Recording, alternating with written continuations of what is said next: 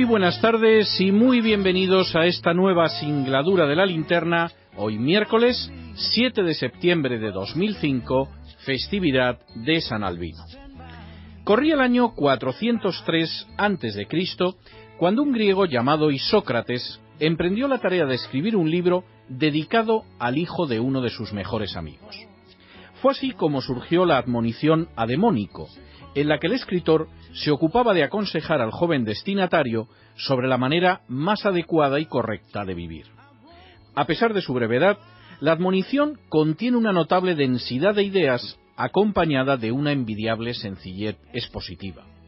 Del que la lee y la siga, debería esperarse, según la intención de Isócrates, que alcance la sabiduría. Y es que los consejos que el autor griego brindaba al joven Demónico pretendían fundamentalmente no que éste destacara en la vida, sino que fuera mejor. Entre ellos se encontraba uno especialmente adecuado, aquel que señala lo siguiente: cuando hagas cualquier cosa, piensa que nadie va a ignorarla, y que aunque logres ocultarla al principio, al fin y a la postre se descubrirá.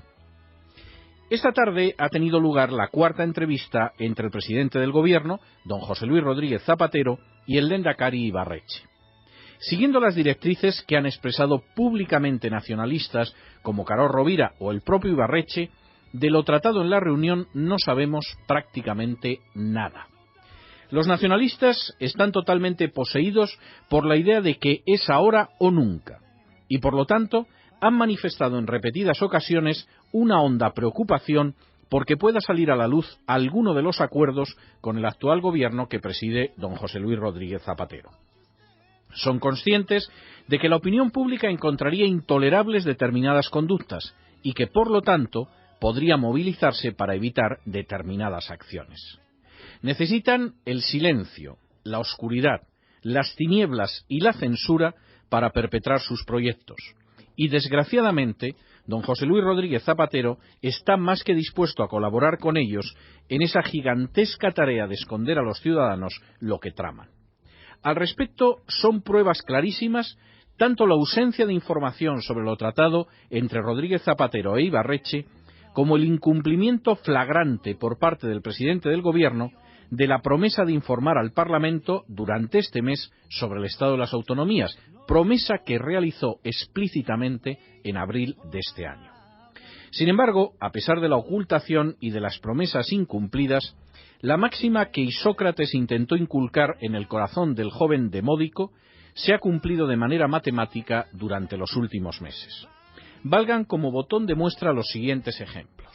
Primero, Rodríguez Zapatero negó que existieran contactos entre ETA Batasuna y el Partido Socialista.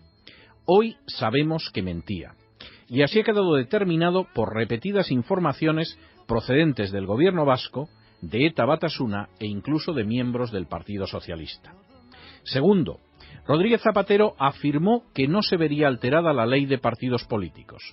Hoy sabemos que en la práctica, al permitir que el Partido Comunista de las Tierras Vascas ocupe escaños en el Parlamento Vasco y al consentir que ETA Batasuna se manifieste tranquilamente en la calle a su antojo, esa ley ha quedado convertida en papel mojado.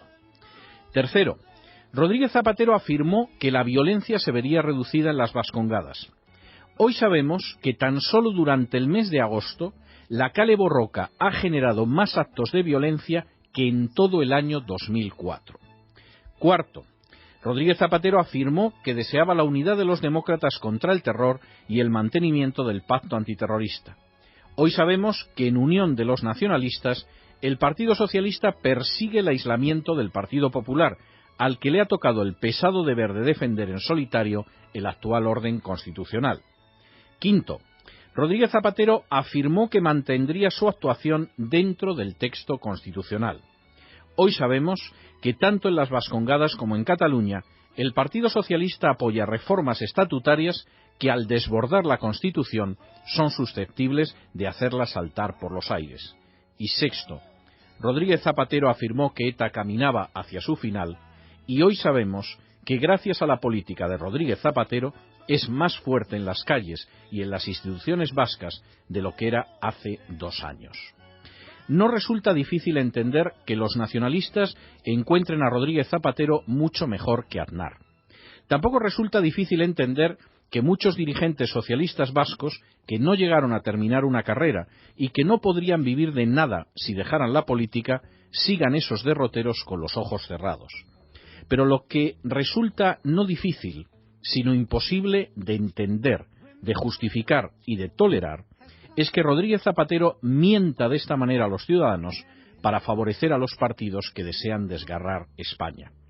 Y es que por mucho que se empeñe en ocultarlo, por mucho que se empeñe en negarlo, por mucho que se empeñe en esconderlo, como le escribió Isócrates a Demódico, al fin y a la postre se descubrirá.